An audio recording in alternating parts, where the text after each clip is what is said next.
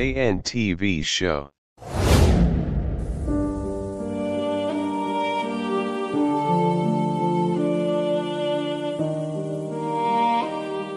Reka tukwifuriza amahoro y'Imana we dukomeje kubana kuri GNTV Show.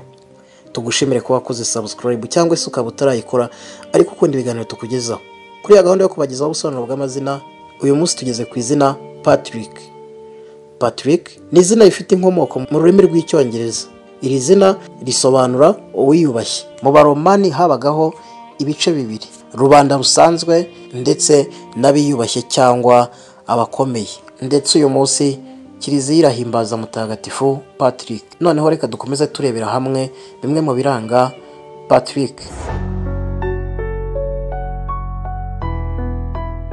Mbere na mbere, Patrick ngo arashimishije, akurura abantu kandi afite imiterere ikundwa n'abantu, bigatuma abo w'igikundiro ahari hose. Patrick ngakunda gukora igituma ashimisha abantu kandi bakamukunda. Akunda umuryango we kandi yifuza kubana nawo mu mahoro, kabone n'ubwo byaba bisaba kwitanga. Azi kwita ku bantu, gufasha, ndetse inshingano ze azifata nk'ibintu bikomeye byo kwitabwaho cyane. Iyo umuryango wote utabayeho mu buzima bwo kuganira no kungurana ibitekerezo, Patrick ashobora guhitamo kuwuhunga no kuba nyamwigendaho. Kandi Patrick ngo burya ngakunda ibintu bikozwe neza. Patrick ngo abashaka ko abo bari kumwe bose bumva ibitekerezo bye kurusha ibindi byose. Patrick akunda impinduka, ahora yihuta kandi ahora ashakisha umuntu bazahuza, umwumva kandi umushyigikira. Iyo akiri umwana, Patrick aba yumva yihagije kandi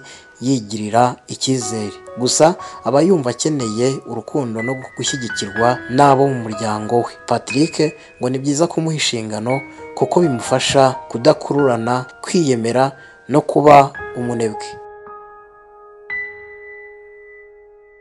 Noneho reka turebere hamwe ibyo Patrick akunda. Patrick ngakunda kuba mu myanya y'ubuyobozi, akunda kwita ku bantu, agira ibitekerezo kandi abashaka abantu bamubona nk'umuntu w'icyitegererezo. Patrick ni umugwaneza, gusa rimwe na rimwe ariyemera. Kwishimisha no kugira umukunzi ni ibintu aha agaciro gake mu buzima bwe. Patrick kandi ngo abakobwa baramukunda kandi ibi bishobora gutuma acikwa, akaba yaca inyuma umukunzi we.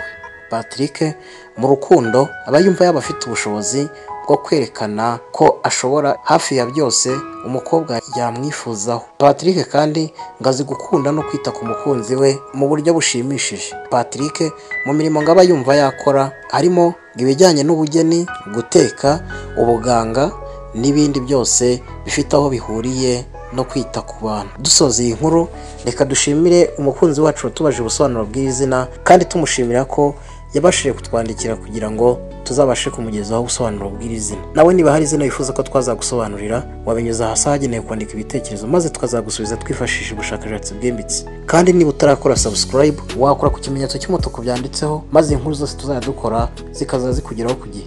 Iyi ni GNTV Show, naho njye ndi Jean Paul. Turabashimiye.